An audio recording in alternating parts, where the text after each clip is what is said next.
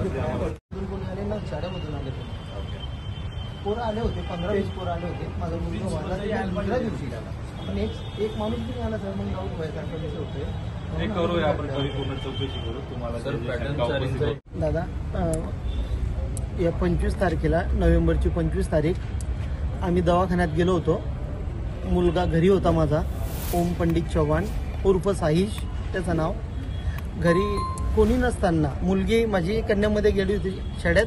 बाईला मी दवाखान्यात आणलं होतं, दाताचा प्रॉब्लेम होता तिचा म्हणून. आणि आई माझी काकूकडे गेली होती.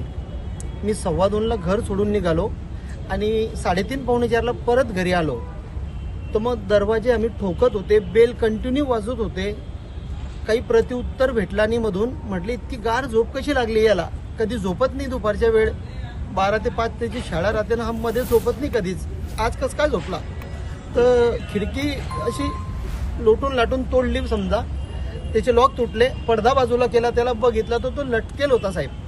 मग ते दार तोडण्याचा प्रयत्न केला आम्ही. काही लोकांनी आवाज ऐकला माझ्या कॉलनीतले, ते पळत आले, लाता मारल्या दाराला. 3-4 पाट्या तुटल्या खालून. मग खालून घुसले आम्ही आणि कडी खोलली. मग मुलाला पहिले उतरावलं खालती.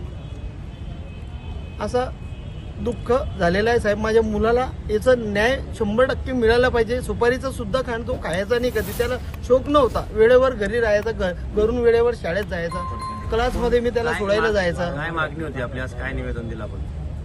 माझ्या मुलाला हे आत्महत्या नाही सांगू शकत साहेब, खून झालेला आहे त्याचा. याचा मला मार्ग पाहिजे. का बरं केला त्यांनी.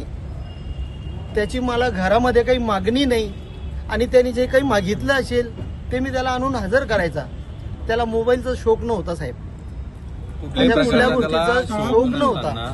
शाळा कोणती? शाळा प्रोग्रेसिव्ह इंग्लिश मीडियम स्कूल. कितीला होता? 9वीला होता या वर्षी. 25 नोव्हेंबर 2024 रोजी प्रोग्रेसिव्ह इंग्लिश मीडियम स्कूलचा विद्यार्थी गणेश कॉलनी परिसरात राहत असलेला चव्हाण हे आमचे मित्र आहेत. ते दवाखान्यात गेलेले असताना, घरी कोणी नसताना त्याने त्याचा जीवनक्रम संपवला लटकून. आता एक 13-14 वर्षाचा मुलगा 9वीतला जीवनक्रम संपवणं ही काही कोणाला पटण्याजोगी गोष्ट नाहीये. एकुलता एक मुलगा चव्हाण परिवारातला होता, बरोबर.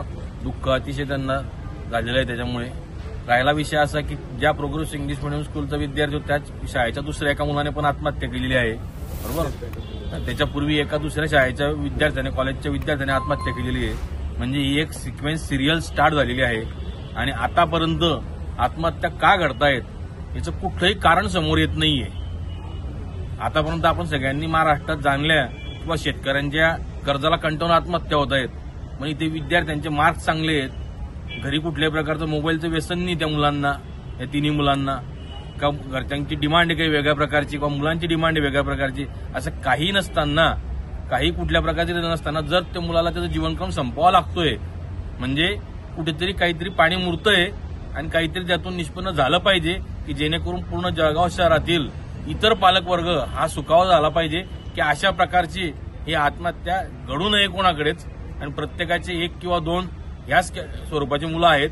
त्यामुळे सखोल चौकशी करावी. याच्याकरता पूर्ण इस्टेट ब्रोकर, एजंट जेवढे आहेत जळगाव शहरातले, जिल्ह्यातील, हे सर्वांचे प्रतिनिधी एकत्र येऊन, तसेच जळगाव महानगराचे शिवसेनेचे महानगराध्यक्ष शरदाबा तायडे व आम्ही स्वतः एकत्र येऊन साहेबांना, डेप्युटी साहेबांना निवेदन दिलेले आहे की लवकरात लवकर सखोल चौकशी करावी व जळगावातील भयावह झालेल्या पालकांना आश्वस्त करा, ही एक विनंती आहे.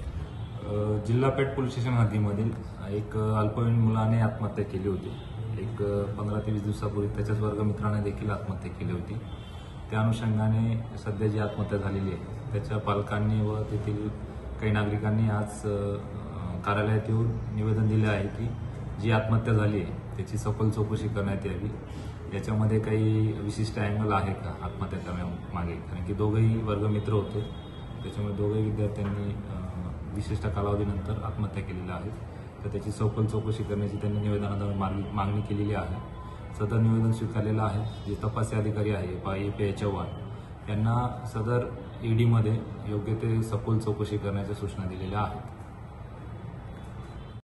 गांधी तीर्थ, निसर्गाच्या सानिध्यात महात्मा गांधींच्या जीवनावरील जगातील पहिले मल्टीमीडिया म्युझियम. आजच भेट द्या. गांधी तीर्थ, जैन हिल्स, जळगाव. अधिक माहितीसाठी www.gandhifoundation.net वर व्हिजिट करा.